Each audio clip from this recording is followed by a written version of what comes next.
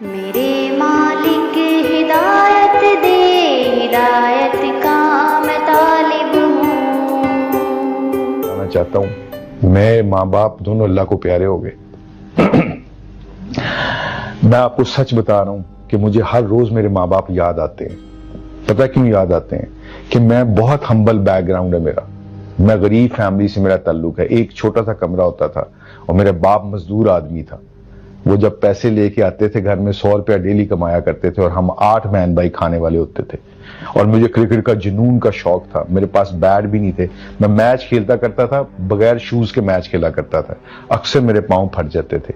میرے باپ سے یہ دیکھا نہیں جا رہا تھا، انہوں نے مجھے پھر ایک دفعہ بلہ لے کے دیا 350 کا، آج بھی مجھے یاد ہے، اور مجھے کپڑے لے کے دیے، ٹراؤزر لے کے دیا تاکہ میرا بیٹا کرکٹ کھیل سکے۔ اکثر میں ان کو چھپ چھپ کے دیکھا کرتا تھا کہ جب وہ مزدوری کیا کرتے تھے غلہ منڈی سائیوال میں۔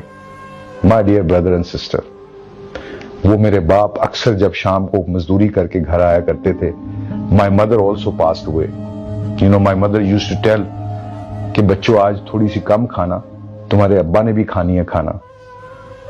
تو اس دن ابا جین کہتے تھے، والد صاحب کہتے تھے کہ آج میں کھا کے آیا ہوں باہر سے۔ کتنی راتیں میرے باپ نے بغیر کھائے ہمارے لیے تاکہ مجھے میرا بلہ مل سکے، میرے کپڑے مل سکے، میری کتابوں کے پیسے مل سکیں۔ کتنی دفعہ انہوں نے رات کو بغیر روٹی کھائے سوئے ہوں گے۔ کتنی دفعہ میری والدہ نے اپنے کپڑے نہیں بنائے، میری بہنوں کے کپڑے بنائے ہوں گے۔ آج میرے پاس سے میرے ماں باپ چلے گئے ہیں۔ آپ لوگوں سے گزارش ہے، please respect your parents, please. They are the most important people after Allah and His Messenger Prophet Muhammad, peace be upon him, sallallahu alaihi wasallam. They're the most beautiful people on this world because I don't have them anymore now. If you have them, respect them, please. Never say them, okay, don't come to my matters. آپ کا زمانہ اور تھا، ہمارا زمانہ اور ہے، یہ کبھی نہ کہنا۔ کبھی ان کی بات ناگوار گزری تو خاموشی سے عزت سے برداشت کر لینا۔